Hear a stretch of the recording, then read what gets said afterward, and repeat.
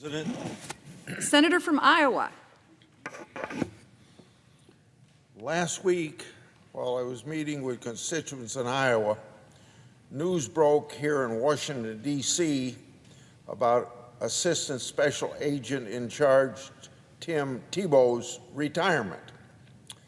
Since May 31 of this year, I've highlighted Tim Tebow's partisan bias and how it infected major FBI investigations. That included a July 18th letter of this year that highlighted his role in opening a criminal investigation into Trump's campaign and advisors. That investigation is the electoral investigation that's been in the news. For example, on July 26th of this year, the Washington Post reported on that very same Trump investigation. Now, however, the Post failed to note that Tebow was a prime mover in opening it.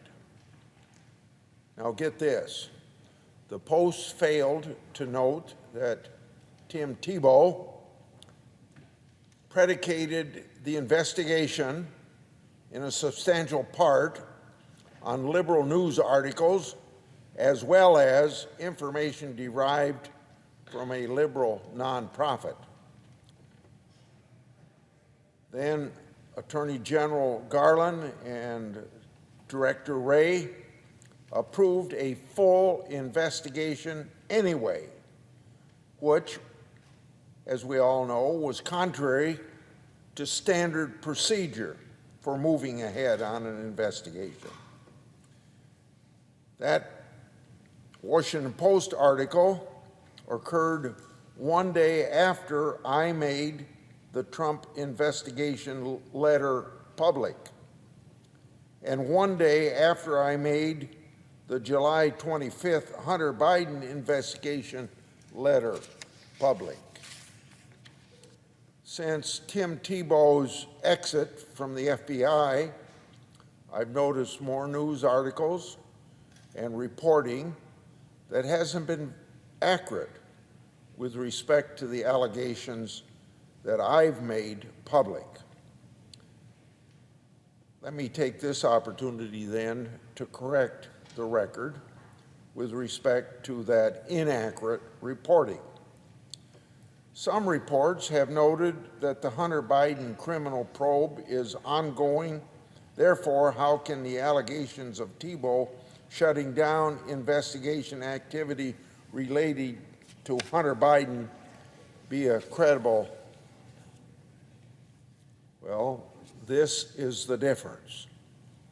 The whistleblower disclosures to me relate to investigative activity and avenues of information that originated entirely separate from the ongoing Hunter Biden criminal probe. That's why the allegations that I made, that I've brought forward, are so very, very important, because we're dealing with a separate category of potentially criminal information relating to Hunter Biden that the FBI has within its possession. And the information received by the FBI was either verified or verifiable. Even so, based on allegations, the investigative activity was shut down by Special Agent Tebow and, of course, by others based on the false assertion that it was disinformation. How many times do we have this disinformation coming up as an excuse all the time with Grassley's investigations? Now, to be precise, FBI officials wanted to take action with respect to this separate investigative information that the FBI had in its possession related to Hunter Biden. However, Thibault blocked the FBI from doing what would normally be done. Accordingly, the investigative activity and information cannot be advanced as it should have been, which means the FBI could have gathered more evidence with respect to Hunter Biden, but cut bait instead. And the FBI and Thibault cut bait right before the 2020 presidential election. Since the information and activity was shut down, it wouldn't have been initially shared with any ongoing criminal code. That calls into question then what U.S. Attorney Weiss is actually investigating. It also calls into question what the FBI's Baltimore field office is reviewing and whether it's the full scope of evidence. Now, I've asked Director Wray about that whole issue. I asked him, quote, how can verified and verifiable information relating to Hunter Biden potential's criminality be shared with U.S. Attorney Weiss if it is shut down? End of my quote. We have no answer from Director Wray. At the Judiciary's Committee August 4th oversight hearing, Director Wray said that it's his expectation that such information would be shared with relevant offices. So, Director Wray, I have this question. What have you done to ensure that your expectation has been met? Because Director Wray's failure to answer, Congress is unaware of whether or not the FBI has finally shared full and complete information and investigative activity with any ongoing criminal probe. Therefore, without additional transparency from the government, there's a very real chance the Hunter Biden criminal probe doesn't include the full evidentiary picture. Now, how can the American people trust the results? Some have also questioned how an assistant special agent in charge like Thibault can have so much power to open and close investigative activities. Well, that's exactly what he did. And that power is often abused within the FBI. For example, on March 28th of this year, Chairman Durbin and I wrote a letter to the FBI about an audit.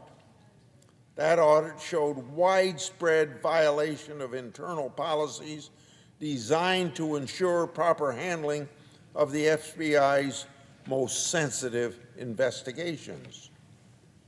To read from my letter with Chairman Durbin, quote, the FBI reviewed 353 sensitive investigative matters, just under half of all such matters that were pending during this 18-month review period, and identified 747 violations, end of quote. In 45 investigations, the FBI didn't conduct or document a legal review prior to opening it.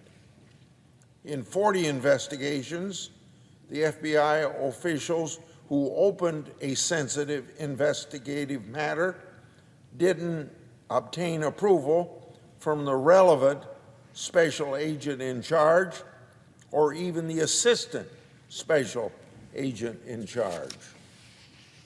Now, with those statistics, I fear That's just the tip of the iceberg. In conclusion, let's look at Thibault's recent statement and the allegations he didn't address. I think we have 5 or 6. First, he didn't address his role in opening a Trump investigation based on liberal news articles and information derived from a liberal nonprofit. Secondly, he didn't address his collaboration with Richard Pilger with respect to that investigation. Third, he didn't address efforts to water down the Trump investigation memos sent to Attorney General Garland and Director Wray, which they ultimately approved. Fourth, he didn't address the shutting down of the investigative activity and avenues of information relating to Hunter Biden. Fifth, he didn't address the alleged criminality within the information provided to the FBI about Hunter Biden. Sixth, he didn't address the August 2020 assessment opened by Brian Otten that was used to falsely label Hunter Biden's information as disinformation. Seventh, he didn't address his actions to try and improperly mark investigative closings so that they couldn't be opened in the future. Lastly, Thibault said that he, quote, welcomes any investigation, end quote, into allegations against him. Well, Mr.